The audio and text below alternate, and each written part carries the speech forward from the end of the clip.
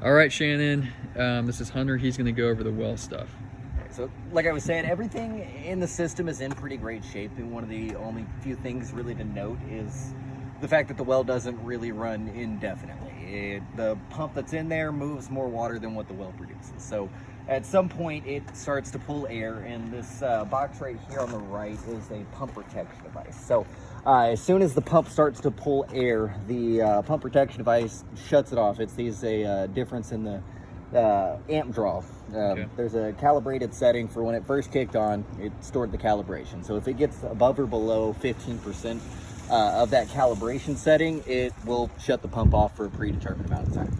It currently is set for right around 32 minutes. So we're getting 13.4 gallons a minute out of it for the first 16 minutes that it runs after it's been off for, I don't know how long it was off when I originally kicked it off. But assume it's off for several hours and it first kicks on, it'll run for 16 minutes at 13.4 gallons a minute. It stays off for 32 minutes and then it'll kick on and run that same 13.4 gallons a minute for another 13 minutes. So it's almost as long as it ran initially. So that it needs about a half hour roughly to recover almost to its absolute best point. Okay. So the well fills this storage tank that's in the back here. So how do you feel about like the, as far as the supply of water, the kicking off for 30 minutes? I mean, it's not an issue. Okay. Really, as long as they don't plan on doing any sort of heavy irrigation. Okay. If they're going to be running large irrigation zones, which by the looks of this property is probably not going to happen. They'd probably just at that point pull from the lake. Right. Yeah. Right. Yeah. You can't really do heavy irrigation off of it, but with that run cycle, it's for like able these to drip, these little flower beds. Yeah, it's gonna put several hundred gallons in there every time it kicks on and runs every half hour, which isn't an issue because there's gonna be plenty of times overnight that homeowner, residents, whatever, is not going to actually be using water. They'll be asleep. Yeah. So the well can still continue to fill the tank overnight, and over an 8-hour period, it could pretty well fill this entire 2,500 gallon tank. Okay. As long as you don't have any major leaks, there shouldn't be any issue with that amount of run time. Okay. Now that being said, it would only really be an issue if you decided to, like I said, irrigate heavily. You can still. The volume of this tank will last an average family of 4 about 5 days or so. An average family of 4 goes through about 400 gallons a day. Okay. This is a 2,500 gallon tank. My math is totally guesswork there, but it's actually closer to about 6 days. Okay. Which you can get off of this, and that's being somewhat sparing. That's not super long showers, but it's a full family for taking regular 5-10 minute showers and still washing dishes, doing laundry, so on and so forth. And then you've got a secondary pump that's actually underneath this little wooden crate there. Okay. That's what actually provides pressure to the house, to the irrigation if there is any. I haven't seen any heads, so I don't. There is. They've got the sprinkler control panel there. Okay. I think they just mostly have soaker hoses, like in the flower beds. Okay, so I think I'm sure. That's why you haven't seen them yet. I'm sure that doesn't really use that much. Right. It does have a little bit of sediment in it, which isn't terrible, but maybe every couple of years or so you might consider having the storage tank actually cleaned out, and that is something we do. If they'd like to give us a call back, we're more than happy to come do that. It's not real heavy, but there is some sediment present. If you pull the float switches up out of there, which is a little hard to do because it looks like they've partially got it set up for rainwater collection. I don't know that they actually totally finished it. That's usually the only time you see that wire on the top. And then the majority of the rest of the system is actually down below here. The only part I would recommend actually changing out is the pressure switch, that operates the booster pump that actually provides all the pressure. It's got a pretty fair amount of corrosion between the contact points, and that's not an immediate issue, but that will eventually cause the booster pump to not get full voltage and allow it to run.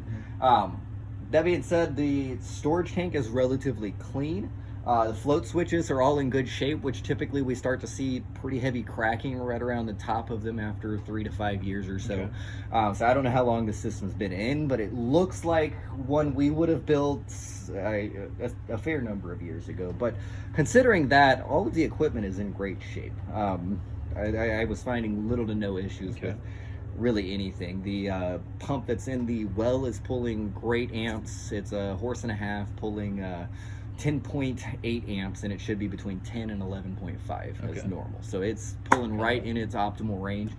This pump down here is supposed to pull between 6.7 and 9.3 amps, and it was pulling 8.4 solid.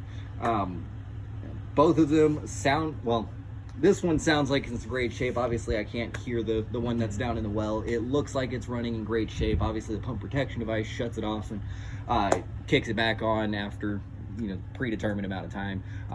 All that function works just fine. The system, all in all, is in great shape. The one part that's going to be a little bit difficult is the fact that the majority of the storage tank is kind of partially underground. It's going to make cleaning it out slightly difficult, but not impossible. What does that process look like? Like, how do you clean it out? In all honesty, we stick a pool cleaner down to the bottom and kind of create a siphon out of the hose. So you just need to get the other end of the hose lower than the end you're pulling from. So that's where it makes it kind of difficult having it partially underground. But the driveway does kind of go on a downhill. We would just need a really long hose to actually get that end lower than this end over here. Not impossible, but a little bit more difficult due to that fact. All in all, system's in great shape. It's nice and isolated. I don't particularly care for part of the system being underground there. That's going to make changing out that tank there a little bit difficult when it does go out. Obviously, that tank's got to be pulled back out of there at some point, and the new one's got to be put in place.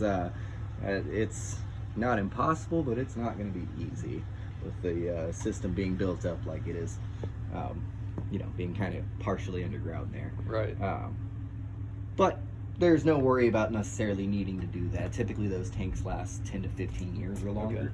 So it's got some life left too. Right.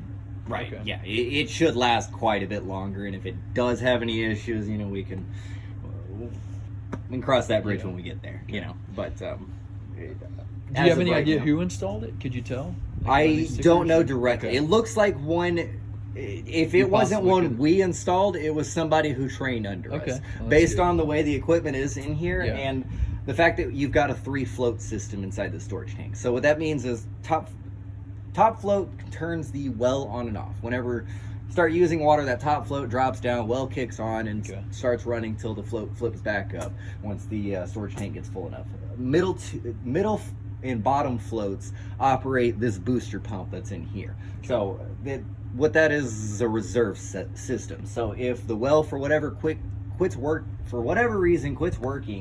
the storage tank quits filling, and if you use about half of the water that's in here, that middle float drops down and it turns off this pump right here. So you have no water pressure in the house whatsoever. That gives you a chance to come over here, tap on the side of the tank, figure out how much water's in there. If you're seeing it's going on the more empty side, that's telling you, well, you're running out of water for some reason or another. You need to go ahead and call a well company, come out here, take a look at the well and see why it's not filling. That could be the float switch has gone bad and is no longer allowing the circuit to complete and the pump to run. Could be the control box has gone bad, or possibly the pump in the well itself.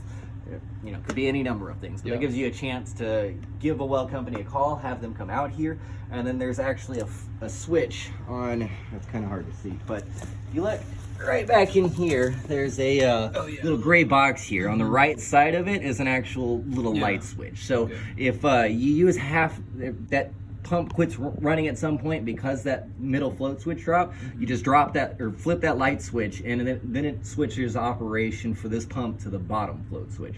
So you have that bottom half of the storage tank to use until essentially you're out of water. Once that bottom float switch shuts off, it's an absolute fail-safe. That means this pump will not run anymore till you either get a delivery of water or have the well rehabilitated and fixed and allow the pump to start filling the storage tank. I'm sure the storage tank system was installed purely because the well pump doesn't